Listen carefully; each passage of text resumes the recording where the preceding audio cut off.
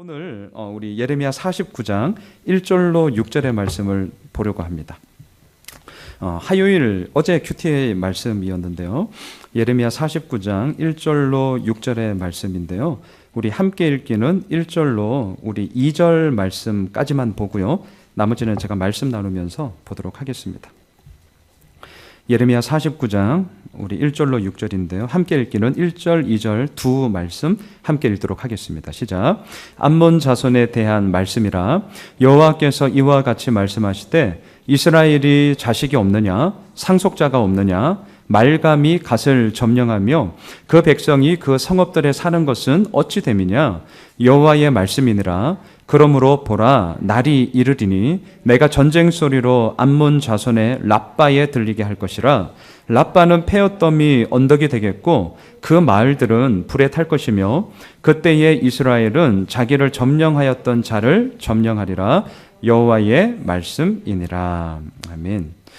예레미야를 통하여서 그동안은 남유다에 대한 패역함과 죄악됨에 대한 하나님의 심판이 쫙 이루어졌죠. 그러다가요, 예레미야 46장부터는 그 남유다, 소위 이제 이스라엘 주변에 있는 주변국 10개 나라에 대한 하나님의 심판이 이루어지고 있습니다. 자, 이것은 하나님의 다스림이 단지 남유다, 이스라엘에게만 국한되어져 있는 것이 아니라 이 땅의 모든 것을 다스린다라는 의미를 가지고 주변에 있던 10개의 나라에 대해서도 하나님의 다스림이 어떠한지를 선포하고 있고 심판의 메시지를 전하고 있는 것이죠. 47장에서는 블레셋에 대한 심판이 있었고요. 48장에는 모압이 있었고요. 그리고 오늘 본문 49장 1절부터 6절까지는 암몬을 향한 심판이 나오고 있습니다. 물론 오늘 수요일 큐티 본문에 보시면 오늘 새벽에 나누었는데 이제 에돔에 대한 심판도 물론 있고요. 자, 오늘은요. 이 함께 읽었던 예레미야 49장 1절로 6절의 이 말씀을 두 가지의 키워드로 딱 정리해서 좀 보려고 합니다. 하나는 점령, 하나는 자랑. 그래서 오늘 말씀의 제목을 점령과 자랑 이렇게 좀 정하고 이 키워드를 가지고 오늘 본문을 좀 보려고 하는데요. 크게 두 부분으로 나눌 수 있습니다. 1절부터 3절까지를 점령이라는 이 키워드로 묶을 수 있어요. 자, 1절을 다시 한번 우리 읽어보도록 하겠습니다. 함께 읽겠습니다. 암몬 자손에 대한 말씀이라 여호와께서 이와 같이 말씀하시되 이스라엘이 자식이 없느냐 상속자가 없느냐 말감이 갓을 점령하며 그 백성이 그 성읍들에 사는 것은 어찌 됨이냐. 암몬 자손에 대한 말씀이라 이렇게 시작합니다. 자, 그러면요 암몬 자손이 누군지를 한번 좀 봐야죠. 암몬 자손의 시작은 거슬러 올라서 창세기 19장까지 올라갑니다. 자, 창세기 19장 무슨 사건이 있었죠? 우리가 잘 알고 있는 소돔과 고모라 사건이 나오죠. 그리고 소돔과 고모라 가운데 불과 유황의 심판으로 말미암아 완전히 무너져 버리죠. 그때의 아브라함의 조카였던 롯과 또한 두 딸이 겨우 함께 목숨을 건지고 이제 도망치게 됩니다. 그런데 그 이후에 도저히 있을 수 없는 정말 폐륜적인 사건이 나타나지 않습니까? 그게 무엇입니까? 두 딸이 작당을 하죠. 왜요? 앞으로 우리가 시집갈 경우의 수가 전혀 없으니까 우리 인생 이대로 그냥 망칠 수는 없다. 그래서 말도 안 되는 작당을 하잖아요. 그게 뭐죠? 아버지 술 엄청 먹여놓고 아버지와 동침해서 자식 낳자. 진짜 미친, 이건 아유. 이거 뭐라 해야 돼? 이 폐륜, 아니, 어떻게 이럴 수 있습니까? 이게 말이 되는 거예요? 말도 안 되는 정말 짓거리가 나오는 거죠. 그들의 몸은 소돔과 고모라를 벗어났습니다. 하지만 몸이 벗어났다고요. 그들의 정신과 그들의 사상과 그들의 가치관이 벗어나는 거 아니더라고요. 우리가 착각하면 안 되는 거죠. 우리의 몸이 벗어났다고 우리가 완전히 새로운 사람인가? 우리들의 공간과 우리들의 환경이 바뀌었다고 완전히 새로운 사람인가? 그거 아니라는 것 알잖아요. 그런데도 바꿈으로 말미암아 일말의 변화가 있겠지라는 또 여지를 가져요. 이게 참 인간의 모순됨인데 아니에요. 그런 거 아니에요. 자, 그래서 동침을 합니다. 큰 딸이 낳은 아들이 모압의 조상이 됐죠. 그리고 작은 딸이 낳은 아들이 벤암미였는데 오늘 본문에 나오는 암몬의 조상이 됩니다. 암몬 자손이 거주하던 곳은 요단강 동편에 위치한 갓 지파의 동쪽에 있었어요. 갓 지파의 동쪽. 이스라엘과 혈연적으로도 가까웠고요. 또한 지리적으로도 매우 가까웠죠. 하지만 가까우면 뭐합니까? 이 암몬 족속과 이스라엘의 역사를 보면 그렇게 싸워요. 혈연적으로 가깝고 지리적으로 가까우니까 더 싸워요. 남들보다 더 못해요. 오히려 더 많은 갈등과 전쟁, 그로 인한 깊은 상처와 아픔들이 쌓여 있었습니다. 자, 이런 배경 가운데 오늘 본문 1절을 딱 보시면요, 암몬이 어떻게 합니까? 이스라엘 갓 지파의 땅을 점령한 사건이 나오죠. 암몬은 아수르가 고대 근동의 패권을 딱 잡으면서 이 아수르의 봉신 국가로 있었습니다. 그러니까 아수르의 콩고물을 이제 먹겠다는 거예요. 자, 그러면서 아수르가 우리가 아는 것처럼 북이스라엘을 멸망시키잖아요. BC 722년이었죠. 자, 북이스라엘이 멸망하자 그 이후에 이 암몬이 어떻게 하냐면 르우벤 지파와 갓 지파의 땅을 자기네 땅으로 점령합니다. 그런 역사의 흐름이 있어요. 근데 이 사건이 하나님이 보시기에는요, 땅을 빼앗았다 또는 땅을 빼앗겼다, 이 단지 땅의 문제가 아니라 한 나라의 영토 문제보다 훨씬 더 큰 의미를 두고 있습니다. 그것은 뭐냐면 이렇게 제가 정리할게요. 하나님의 약속이 거짓 우상에 의해 점령당하는, 그리함으로 말미암아 하나님의 전능함이 무능함으로 보이는 말도 안 되는 사건이라는 거예요. 단지 땅의 문제가 아니라는 거죠. 그래서 1절 중반부터 이렇게 한번 보세요. 1절 중반부터 보시면 하나님이 뭐라고 하시냐면 이렇게 얘기하세요. 이스라엘이 자식이 없냐? 상속자가 없니? 말감이 갓을 점령하며 그 백성이 그 성읍들에 사는 것이 도대체 어떻게 된 거냐? 한마디로 무엇입니까? 말도 안 되는 상황이 지금 벌어지고 있구나 라고 얘기하는 것이죠. 이스라엘에 왜 자식이 없습니까? 자식이죠.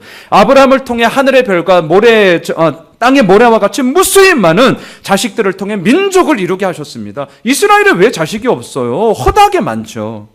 이스라엘에 왜 상속자가 없습니까? 야곱의 12아들을 통하여서 12지파를 형성하게 하였고 그 12지파를 통하여 하나님의 언약, 하나님의 약속이 흘러가도록 하셨죠. 상속자 있거든요. 그런데 그러한 하나님의 일하심, 하나님의 약속이 지금 어떻게 되었습니까?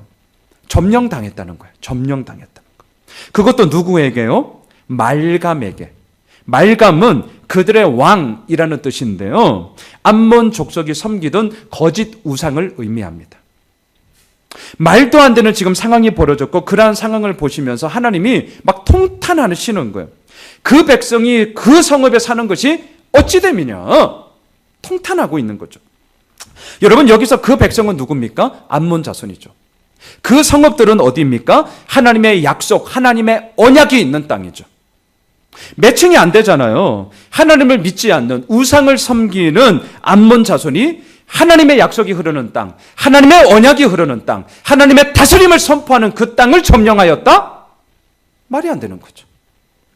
이러한 모순이 어떻게 있을 수 있냐는 거죠. 한편으로는 하나님의 약속을 붙잡고 살아간다는 이스라엘 백성들이 하나님의 언약을 붙잡고 이 땅 가운데 흘려보내야 되는 그 하나님의 이스라엘 백성들이 도대체 너희들은 뭐 하고 있는 거냐? 이 이스라엘 백성들의 무능함도 질책하는 말씀이 되는 것이죠. 여러분, 이 땅을 향한 하나님의 뜻은 무엇입니까? 우리를 향한 하나님의 계획하심은 무엇입니까? 오늘 1절에는 말감이 갓을 점령하여 이렇게 되어 있지만 이거 거꾸로 돼야 되잖아요. 갓이 하나님의 약속을 붙잡고 있는, 하나님의 언약을 붙잡고 있는 하나님의 백성들이 말감, 거짓 우상을 점령하고 거짓된 영혼들 가운데 참된 진리를 선포함으로 말미암아 하나님의 나라를 이 땅에 선포하는 것이 하나님의 뜻, 하나님의 계획하심 아닙니까? 그런데 오늘 1절에서는 이것이 뒤집혀 버린 것이죠. 하나님의 약속이 마치 아침 안개와 같이 희미한 게 아니라 그 어느 현실보다도 더더욱 선명하고 분명하고 그리함으로 말미암아 하나님의 약속이 우리들 삶의 진정한 기준이다라는 것을 선포해야 할 것인데, 그것을 위해서 우리를 부르셨는 게 맞는데 과연 우리들의 삶 가운데는 어떠하냐는 거죠. 하나님의 약속은 점점 희미해지고 그 자리 가운데 말감으로 대표되는 우상이 떡하니 자리 잡고 있는 모순이 이 이스라엘 백성들, 이 에돔 족속들 뿐만이 아니라 이 암몬 족속들 뿐만이 아니라 우리들의 삶 가운데도 있지 아니하냐, 이것이 어찌 됨이냐 라는 이 하나님의 절규, 통탄, 하나님의 질책을 우리가 들어야 할 것입니다. 여러분, 우상이 무엇입니까? 우상, 말감이 우상인데 우상이 뭐죠? 절에 있는 불상, 무당이 쓴 부적, 물론 이거 우상 맞죠? 하지만 수요 저녁 예배 정도 나오는 이 믿음의 소위 실력, 믿음의 이 수준 정도면 이것 가지고 우리가 고민할 정도는 아니잖아요. 이것 가지고 우리 고민 안 하죠. 우리에게 우상은 무엇입니까? 저는 이렇게 늘 정리합니다. 내가 좋아하는 것, 내가 사랑하는 것, 이것을 절대화시키는 게 우상이에요. 이게 이제 우리의 고민이거든요. 예를 들어 볼까요? 남편으로서 저희 아내 엄청 사랑합니다. 아비로서 저희 새 아들 저 사랑합니다. 또한 자식으로서 저희 부모님 사랑하고요. 목사로서 성도님들을 사랑하고 교회 말할 것 없이 교회의 고민을 누가 제일 많이 하겠어요? 목사가 할 수밖에 없죠. 네, 저 교회 사랑합니다. 여러분, 사랑하는 것, 좋아하는 건 나쁜 거 아니잖아요. 당연히 그렇게 해야 되는 거죠. 하지만 사랑하는 아내가, 사랑하는 자녀들이, 사랑하는 부모님이, 사랑하는 성도님들이, 사랑하는 교회가 나의 삶을 모든 것을 판단하는 절대치가 된다면 그것은 저에게 우상이 된 거죠. 여러분, 이게 이제 우상의 미묘함과 간사함과 교묘함이 우리를 계속 넘어뜨리는 것이죠. 왜 그렇습니까? 최종 판단자이신 하나님이 그 모든 것들의 절대치가 돼야 되는데 그 자리를 너무나 교묘하게 내가 좋아하고 내가 사랑하고 내가 정말 하고 싶은 것들이 그 자리를 어느샌가 싹 바꿔버리게 되더라는 거죠. 이게 우리의 숙제 아니겠습니까? 우상의 문제는 정말 간사하고 교묘하죠. 겉으로는요, 하나님의 약속을 말하죠. 겉으로는요, 오늘 약속을 뜻하는 그 성읍에 사는 것처럼 우리가 그렇게 살아갑니다. 하지만 정작 우리를 움직이는 정신, 가치, 선택의 기준은 하나님을 믿지 않는 오늘 본문의 암몬과 같이, 그 백성과 같이 너무나도 허망함 가운데 빠져버리는 우리들의 연약함을 보게 되는 것이죠. 여러분, 우상은 나쁜 것, 싫은 것, 해서는 안 될 것, 이런 것으로는 안 들어오더라고요. 우리 정도 영적인 수준이 되면 절대 이렇게 시시한 걸로 우리들에게 들어오지 않습니다. 예수를 믿는 우리에게 우상의 문제는 잊지 마십시오. 내가 좋아하는 것, 내가 사랑하는 것, 내가 반드시 해야 하는 것, 당위성이 너무나도 당연한 바로 그것으로부터 우리들에게 어느샌가 간사함과 교묘함으로 들어온다는 것을 우리가 잊으시면 안 됩니다. 그러니까 우리가 어떻게 해야 됩니까? 예수님이 이렇게 말씀하셨습니다. 깨어있으라. 이게 무슨 말이죠? 날마다 예수님과 생명의 소통의 그 관계를 끊임없이 이루어 가라는 것이죠. 여러분, 정말 우리 예수 호밀수교에 늘 외치고 있는 것, 복음은요, 단지 예수 믿지 않는 자들 전도할 때, 사형림, 브릿지 전도, 또 글 없는 책, 이런 것으로 그 사람들 믿지 않는 영혼을 예수를 믿을 때 복음을 전하는 것으로만 그치는 것이 아니라 오늘도 예수 믿고 있다는 우리 자신에게 먼저 날마다 선포해야 되는 것이죠. 여러분, 이걸 우리가 붙잡고 가야 할 갈대에 이 우상의 문제 역시 우리가 당당하게 그 모든 것 가운데 하나님의 역사하심을 선포하며 나아갈 수 있는 것입니다. 만약에 이게 이루어지지 않는다면 어느샌가 그 말감으로 대표되어지는 우상이 우리를 점점 더 점령하게 되는 거죠. 그리고 그 점령에 익숙해짐으로 말미암아 이제는 내가 옳고 그른 건지도 분별할 줄도 모르는 영적인 무능함으로 피폐함 가운데 빠질 수밖에 없다는 것을 보게 됩니다. 하지만 또한 그러하기에 우리에는 하나님의 말씀하심 앞에 늘 서야 되고 결국 그 말씀하심이 역전과 회복의 토대가 된다는 것을 보게 되는데요. 그게 2절과 3절이에요. 2절과 3절 같이 읽도록 합시다. 2절 3절입니다. 시작. 여호와의 말씀이니라. 그러므로 보라, 날이 이르리니 내가 전쟁 소리로 암몬 자손의 랍바에 들리게 할 것이라. 랍바는 페어덤이 언덕이 되겠고 그 마을들은 불에 탈 것이며 그때에 이스라엘은 자기를 점령하였던 자를 점령하리라.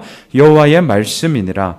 헤스보나 슬피 울지어다. 아이가 항폐하였도다. 너희 랍바의 딸들아 부르짖을지어다. 굵은 배를 감고 애통하며 울타리 가운데서 허둥지둥 할지어다. 말감과 그 제사장들과 그 고관들이 다 사로잡혀 가리로다. 2절 3절을 보시면요, 암몬의 주요 도시들이 쫙 나열됩니다. 자, 2절에 보시면 랍바가 나오죠. 랍바는 암몬의 수도입니다. 수도. 요단강 동쪽으로 대략 40km 떨어진 야복 강가 상류에 위치해 있었습니다. 여러분, 한 나라의 수도는요, 정치, 경제, 사회, 문화, 교육, 예술 어느 것 할 것 없이 다 몰려 있는 곳이죠. 우리나라의 수도인 서울 보십시오. 교통 복잡하죠. 집값 비싸죠. 사람들 그렇게 많이 살죠. 그런데도 살고 싶잖아요. 이유는 간단해요. 모든 인프라가 이미 다 구축되어져 있기 때문에 어쩔 수가 없죠. 모든 굵직굵직한 회사의 본사가 다 거기 있으니까 어떻게 할 수가 없는 거예요. 그러니 사람이 모여들 수밖에 없는 구조고, 그러니 교통은 복잡하고, 그러니 집은 한정돼 있고 집값은 올라가고 그렇게 되는 거죠. 자, 암몬의 수도 랍바도 마찬가지라는 거죠. 랍바도. 자, 하지만 하나님이 그 랍바를 어떻게 하십니까? 전쟁을 일으키게 될 거고요, 폐허 더미로 만들어 버릴 거랍니다.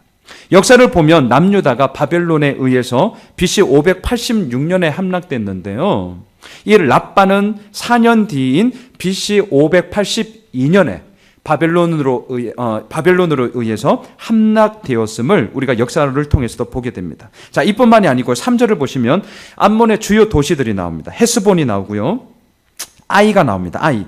이거는 어린아이가 아니고요, 또 우리가 잘 알고 있는 여리고성 다음에 아이성 전투, 그 아이성도 아니고 또 다른 아이성입니다. 또 랍바의 딸들아 이렇게 얘기하는데요, 히브리어를 보시면 이 도시는 여성 명사로 되어 있어요. 여성 명사.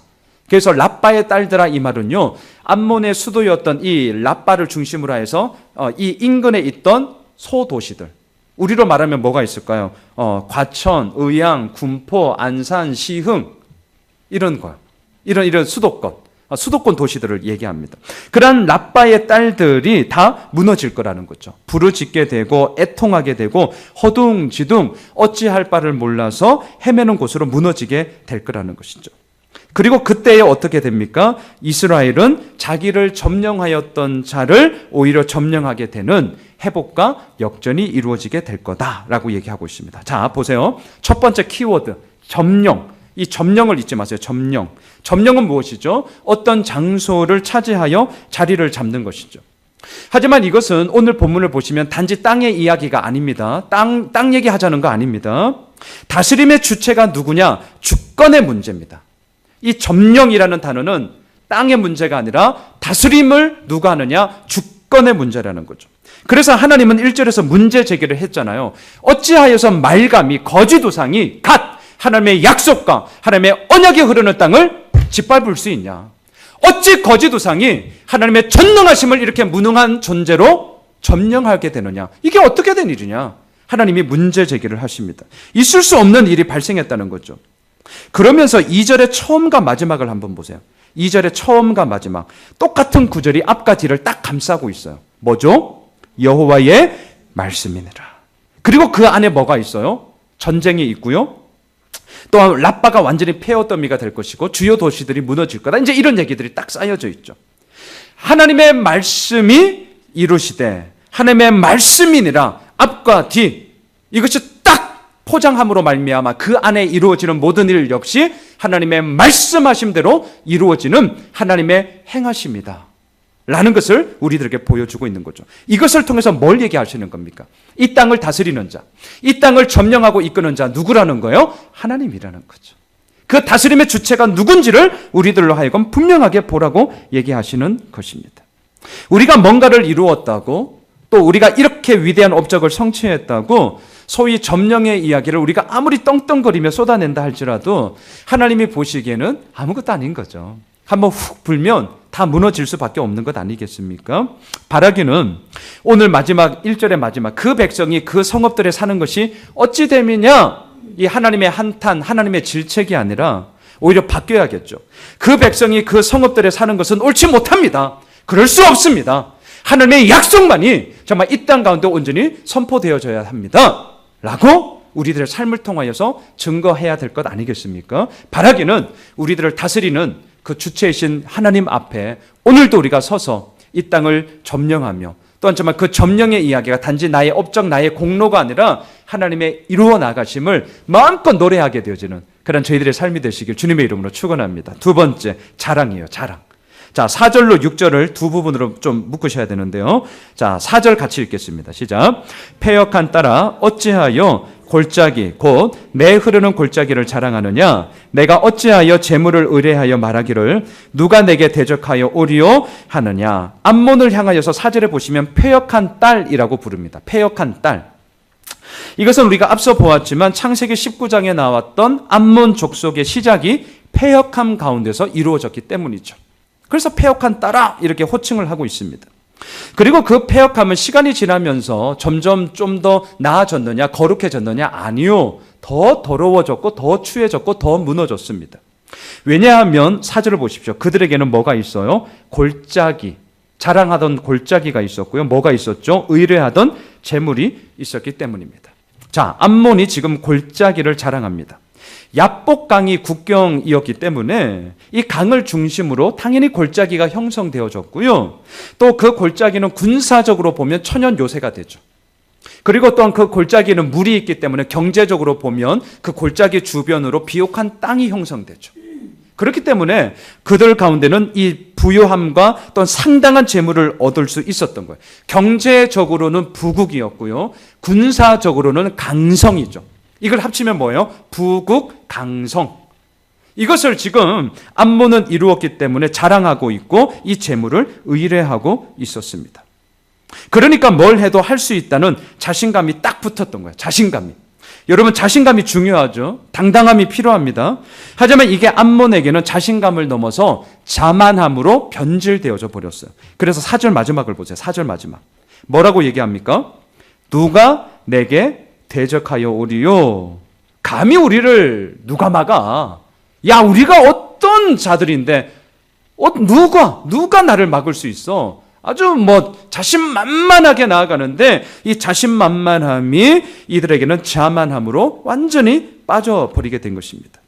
말씀을 묵상하면서 이런 생각을 했어요. 우리가 종종 착각하는 게 있는데 이제 자신감과 자만함이죠. 자신감과 자만함. 결국 이 종이 한 장 차이인데 여러분, 자신감은 뭘까요? 자신감. 저는 이렇게 생각을 했어요. 지금 내 모습을 인정하고 존중하는 거고요. 또한 상대방 역시 그 모습 그대로를 인정하고 존중하는 거죠. 그러니까 나와 너, 더 나아가서 나와 세상, 또 나아가서 나와 또 접하게 되는 그 모든 것들. 이러한 관계 속에서 서로를 인정하고 존중할 때 자신감이 생기죠. 자신감. 당당함이 생기죠. 자존감이 딱 그 가운데 이루어지죠. 왜? 내가 하나님의 사람으로서 있는 그대로 나도 인정하고 물론 또 상대도 인정하고 그 인정함 가운데 그 있는 그대로의 모습 가운데 나아가는 그 삶의 자체가 우리들에게는 자신감이 되는 것이죠. 하지만 자만함은 어떻습니까? 나 자신에 대해서만 인정하게 될 때 저도 자만함이 들더라고요. 다른 사람에 대해서는 오히려 인정하지 않게 되는 거죠. 존중하지를 않죠. 그러니까 어떻습니까? 듣지 않죠. 또한 듣는 것 같은데도 잘 보면 결국 돌아서면 듣는 척만 할 때도 있고요. 그리고는 자기 말만 하게 되는 경우가 얼마나 허다합니까?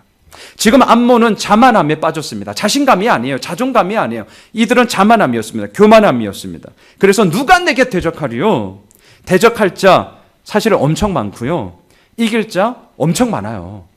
그런데도 못 보는 거예요. 왜? 자만함과 교만함에 딱 빠지니까. 저 이 생각 많이 하거든요. 우리 교회보다 좋은 교회 허다하게 많아요. 저보다 설교 잘하는 목사님들요 엄청나게 많습니다. 유튜브 클릭 몇 번만 해보세요. 전 세계적으로 유명한 목사님들 설교 클릭 몇 번 하면 다 들어요. 물론 우리가 영어를 못해서 잘 그러네요. 누가 내게 대적하리요? 이것만큼 어리석은 생각이 어디 있어요. 대적할 자 허다하게 많다니까요. 우리보다 잘 나가는 자 많고요. 우리 교회보다 훨씬 좋은 교회가 엄청 많습니다. 그런데도 자만의 함정에 빠지면 이러한 현실에 대한 상황 인식이 제대로 되지 않아요. 이게 인간의 어리석음이에요. 그러면서 제멋대로 자기 잘난 멋에 빠져 살게 되는 것이죠. 자, 하나님은 이러한 암몬에 대해서 뭐라고 얘기하시느냐? 5절을 보실까요? 이렇게 말씀하십니다. 함께 읽겠습니다. 주 만군의 여호와의 말씀이니라. 보라, 내가 두려움을 내 사방에서 내게 오게 하리니 너희 각 사람이 앞으로 쫓겨나갈 것이요 도망하는 자들을 모을 자가 없으리라. 자, 여러분, 오늘 본문에 보시면 보라라는 단어가 오늘 본문 2절에서도 또한 5절에 각각 나오고 있습니다. 암몬 자손들은 자신들이 처해 있는 현실을 정말 똑바로 봐야 했습니다. 동서남북 사방에서 두려움이 몰려올 거라고 말씀합니다. 사람들이 쫓겨나고 도망하는 자들을 모을 자가 없을 거다라고 지금 5절에서 말씀하셨습니다. 누가 내게 대적하리요? 그렇게 떵떵거리며 자만함을 가지더니 이제는 회복의 기미가 전혀 보이지 않습니다. 완전히 무너져 버린 거죠. 이러한 상황을 이 암몬 족속들은 똑바로 봐야 했습니다. 근데 보지를 못하는 거예요. 자만함과 교만함에 빠져서. 여러분, 하지만 중요한 게 있어요. 이러한 하나님의 심판은요, 우리가 예레미야 52장 마칠 때까지 이제 계속 지금 이방 나라에 대한 심판이 나오는데 꼭 기억하셔야 될 것. 하나님의 심판은 무너뜨리고 너희들 다 죽어버려. 죽이기 위해서 심판하는 게 아니라 살리기 위함이 하나님의 심판입니다. 죄악을 깨닫게 하고 회개하고 그 속에서 하나님만이 진짜 우리의 왕이시다라는 것을 증거하기 위함이 하나님의 심판의 이유였습니다. 6절을 보세요. 6절. 그래서 6절에서 이렇게 얘기하죠. 같이 읽겠습니다. 그러나 그 후에 내가 암몬 자손의 포로를 돌아가게 하리라 여호와의 말씀이니라. 그러나가 있는 거예요. 그러나가. 여러분 이 접속어에 만일에 그러므로 이렇게 되면 어떻게 됩니까? 설교하고 있는 저부터가 이제는 이제 완전히 그냥 끝장나는 거죠. 설교하고 있는 저부터가. 오늘 예배를 드리고 있는 우리들의 모든 삶이 그러나가 아니라 그러므로 이러한 접속어가 붙여지면 우리는 끝나는 거죠. 하지만 하나님의 은혜는 무엇입니까? 그러나로 시작하잖아요. 그러나로. 이렇게 무능하고 이렇게 자기중심적이고 이렇게 탐욕스러운데 그런데도 불구하고 그러나 하나님은 우리를 포로에서 돌아오게 하심으로 말미암아 하나님의 자녀됨의 그 기쁨의 은혜들을 오늘도 우리들에게 맛보게 하시는 것 아니겠습니까? 말씀을 정리하겠습니다. 오늘 두 가지 키워드 꼭 기억해 주십시오. 점령 그리고 자랑입니다. 우리 안에 정말 내 삶 가운데 꽉 나를 점령하고 있는 게 무엇일까요? 나를 점령하고 있는 것. 내 생각, 내 가치 기준, 내 경험 이런 것들이 나를 꽉 점령하고 있지는 않습니까? 아니면 나의 그냥 쓰고 있는 생각들, 나의 그런 모든 정말 그런 예측들이 나를 꽉 점령하고 있지는 않습니까? 막상 아직 벌어진 일이 아님에도 불구하고 그리함으로 말미암아 쫄릴 때도 있고 두려워할 때도 있고 아니면 김칫국부터 먼저 마실 때도 있고 이러한 여러 가지 많은 우여곡절의 삶의 이야기가 우리들의 삶을 점령하고 있지는 않냐라는 거죠. 또 한편으로는 우리가 자랑하는 것은 무엇입니까? 이들은 골짜기를 자랑하고 있고 재물을 의뢰하고 있는데요. 정말 우리가 자랑하고 있는 것은 뭐죠? 제가 늘 정말 좀 생각하고 제가 설교 때도 몇 번 말씀을 드렸던 존 웨슬레이 목사님의 고백이 있어요. 이런 거였죠. 하나님 외에는 결코 두려워하지 않겠습니다. 제 외에는 결코 부끄러워하지 않겠습니다. 예수님의 십자가 외에는 결코 자랑하지 않겠습니다. 여러분 정말 이게 우리들의 삶의 고백이 되는 것이고 또 오늘도 그 고백이 있기 때문에 걸어가는 줄 믿습니다. 바라기는 오늘 점령과 자랑 이 두 단어가 진짜 계속해서 내 마음 가운데 움직였으면 좋겠고 그 가운데서 나는 무엇을 바라보며 나아가고 있는가. 물론 우리들의 모든 답은 정말 하나님 한 분뿐이죠. 그 하나님만을 붙잡고 오늘도 당당하게 걸어 나아가는 저희들 모두가 되시길 주님의 이름으로 축원합니다.